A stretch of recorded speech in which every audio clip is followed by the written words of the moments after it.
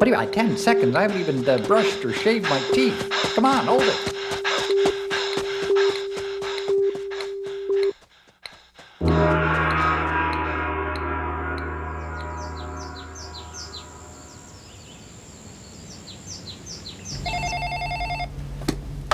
Hello? Oh, hi, John. I just don't have time to talk about that PBS series about time right now. I'm in the middle of preparing for my show. Okay, thanks. Bye-bye.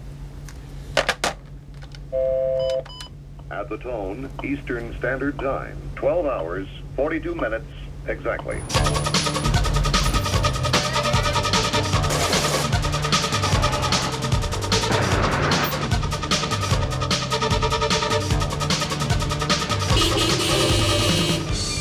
A specter haunts the United States, time famine. The Harris poll says work time since 1973 is up 15%, while leisure time is down 37%.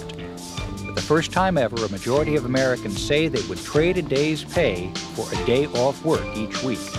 Advertisers say that time is the luxury of the 1990s.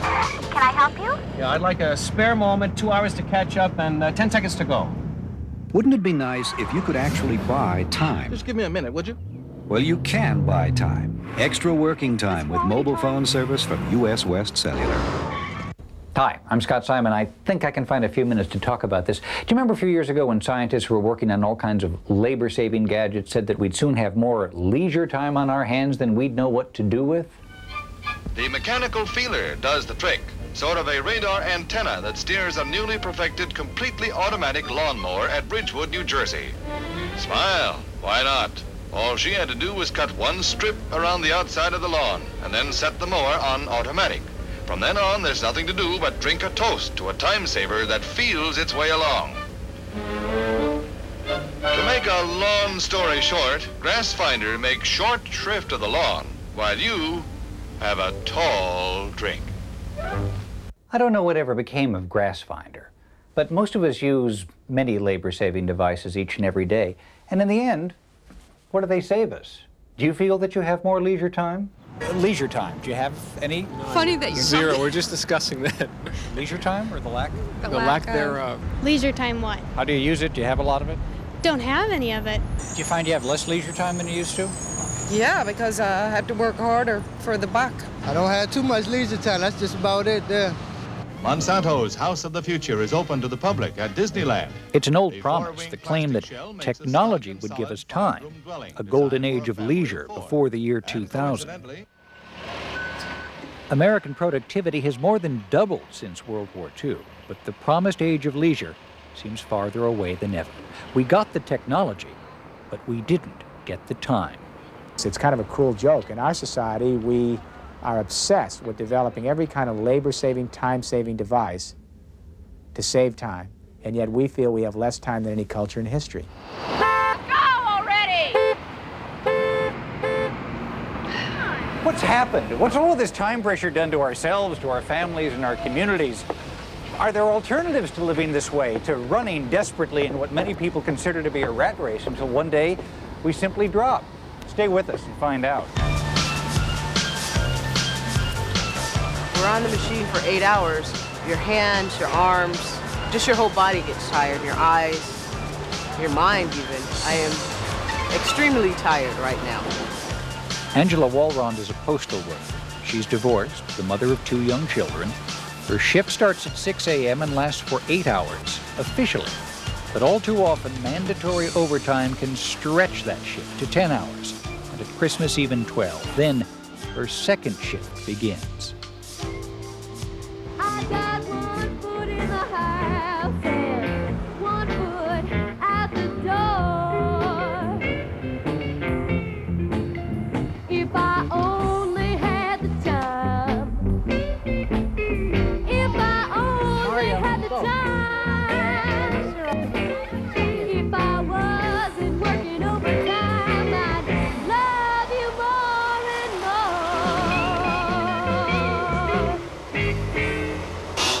more. Okay, now what times are the practices? Oh, I see, Mario! Mm-hmm. Did you want to play basketball? Yeah. I come home, cook dinner, clean up, wash clothes, help Mario with his homework. How about happy? What's happy? Come on, you have 2 minutes. 2 minutes. There's days, though, when I just stop and say, oh, I can't do anymore. And then the kids are in the background, Mom, we're supposed to, you promised, and this, so I keep going. I think I'm fairly typical. 1 of every 2 Americans now gets too little sleep. But in this family, it's 3 out of 3. Like tonight, I probably won't be in bed till about 11. I'll be tired in the morning.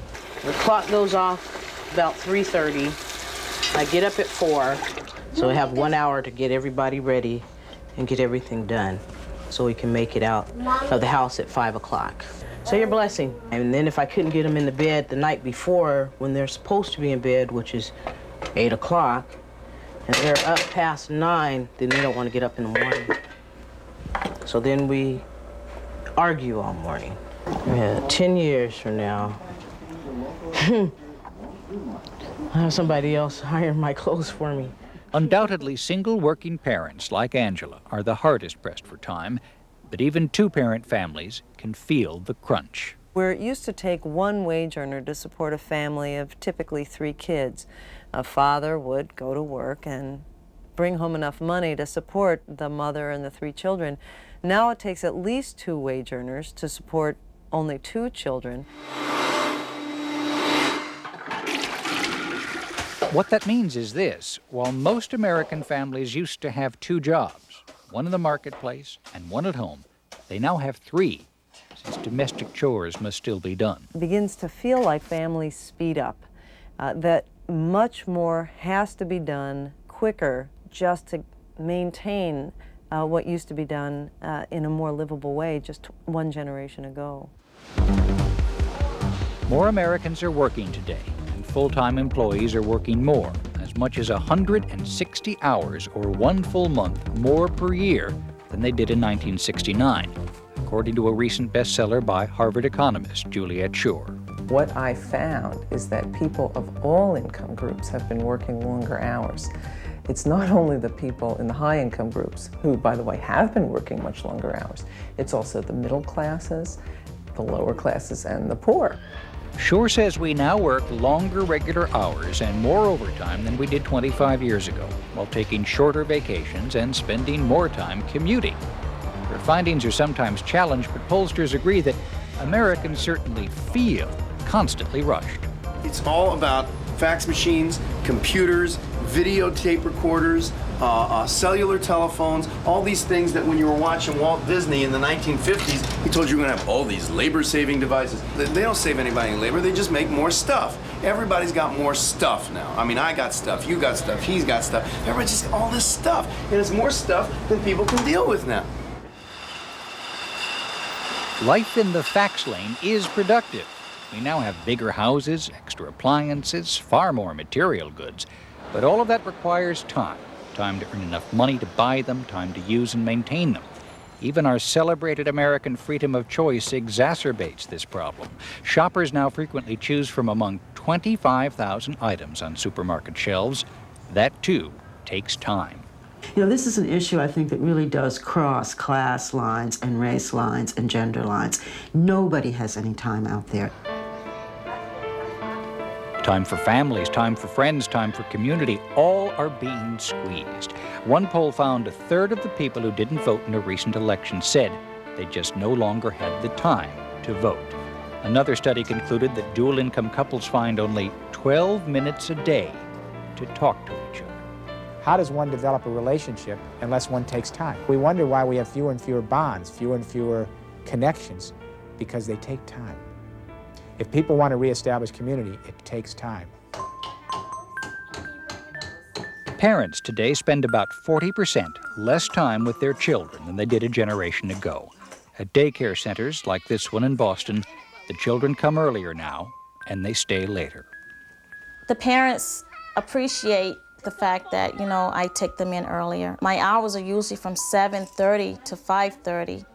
But you might get parents that have to be into work like 6 in the morning and the child has to be dropped off like 5.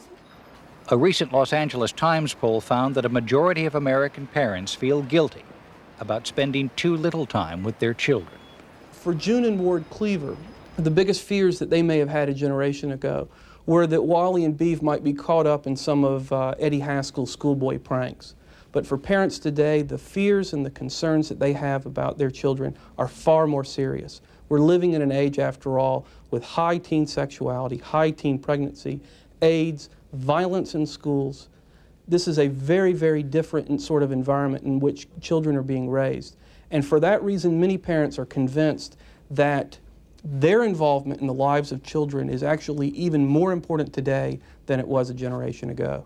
The best and probably only predictor of success in education is parental involvement. Dr. Brad Googans teaches a popular class on work time and family issues at Boston University and has been researching the subject for many years. We see everybody, regardless of their status, saying they're running out of time. We asked this recently at a company, how many days of vacation did you take last year? And I was shocked that 23% said none, 0 days of vacation. Not only are we working longer today, we're working faster and faster and faster. These letter sorters must punch in a zip code every second. New technologies increase the pace of work, then measure performance. 26 million workers in this country are monitored by the machines that they work on, and that number is growing. I had one woman tell me that her screen periodically flashed, "You're not working as fast as the person next to you." The result is an epidemic of stress that now costs the American economy more than $100 billion a year.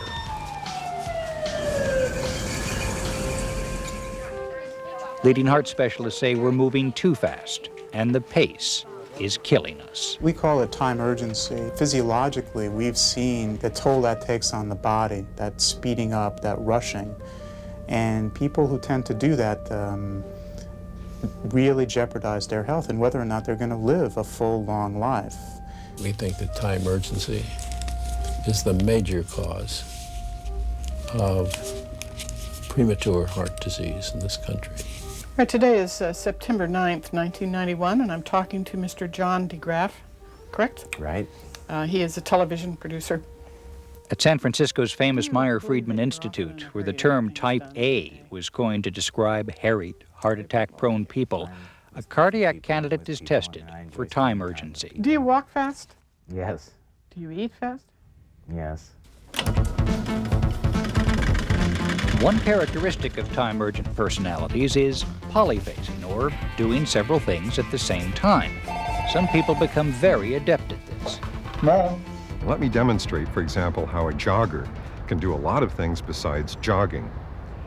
The well-equipped jogger these days wears a Walkman,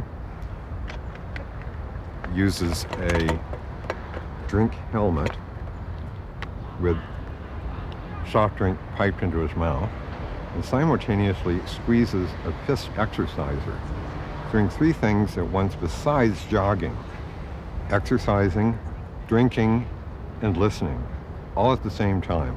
Better yet, if you shave both sides of your face at once, you could shave about a minute out of every day, which would save you about 360 hours over an average lifetime.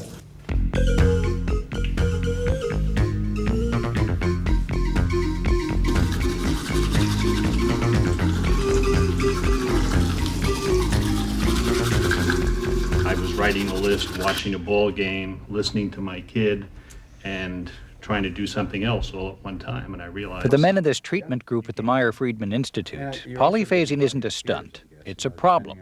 They've all been diagnosed as severe type A's. Learning to control time urgency greatly reduces their high risk of heart attacks and other health problems. This is your pencil right here in your very hand. But while medical experts warn their patients to slow down or die, even childhood is now being pushed onto a fast track. Remember summer camp, leisurely days of swimming and baseball? Well, welcome to summer camp in the 90s. At this one and many others, children as young as 3 learn computers to get a jump on their peers. Many spend 8 hours a day on those machines.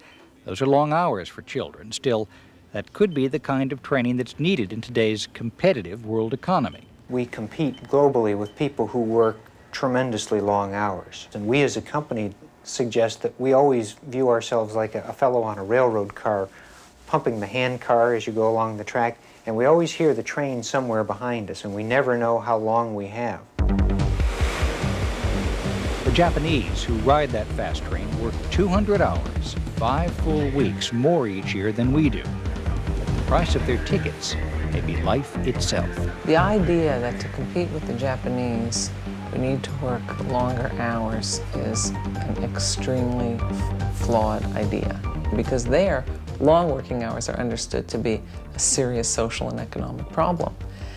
And what the Japanese have finally come to realize is that they are working too many hours for their own good.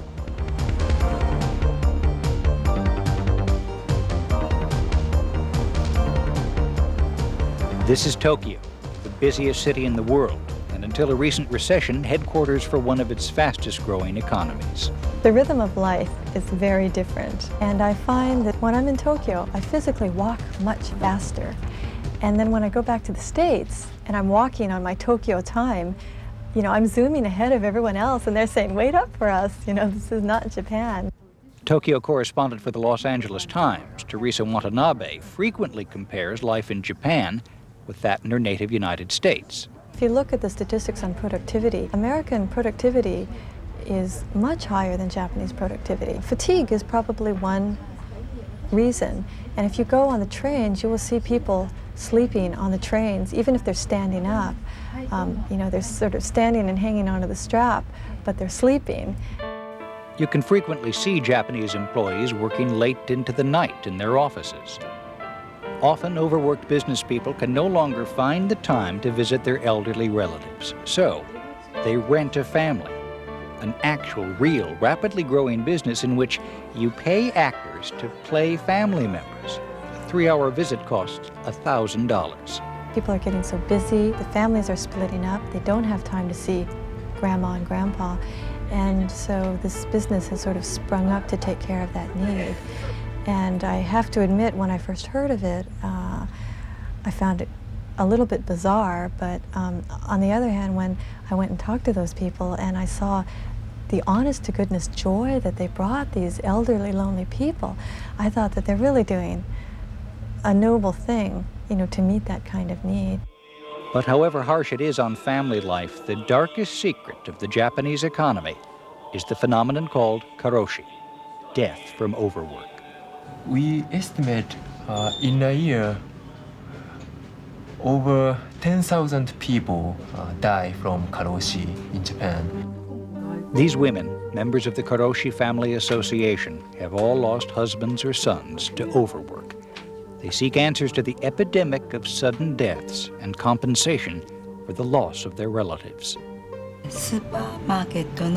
My husband was the manager of a supermarket. He usually got up at 5 a.m. and left for work at 5:30 without having breakfast. He came home around 10 or 11, had dinner, and went to bed.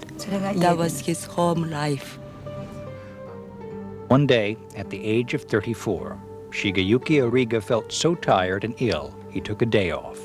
It was too late. He collapsed that night and died of heart failure. Polls show younger Japanese want more time for family and recreation, even if it means fewer material gains. At the offices of Zenroren, one of Japan's largest unions, a campaign for shorter hours is in full swing. The union is fighting for a work year of 1,800 hours. That's 150 less than in the United States, and far less than the 2,200 hours Japanese employees now average. So we've seen how we moderns, at least in the United States and Japan, are working longer hours but enjoying it less. On the other hand, the people who worked in the farms and the fields and the factories a century and more ago worked even longer and harder hours. Whatever our complaints, we still have more free time than any other people in history, don't we? The Machi Genga struck me as being people who always have enough time. They're never in a hurry. Anthropologist Alan Johnson still remembers wistfully the 2 years he spent with the Machi Genga, a Peruvian rainforest tribe. It's just a pleasure to be around the Machigenga when they're working. They're calm, they're physically comfortable, and there's this sense of them enjoying it the way we might enjoy a hobby, a craft. No time pressure. Contrary to popular wisdom, so-called primitive societies frequently enjoy more free time than we do. Anthropologists say that such societies are able to meet their need for food, clothing, and shelter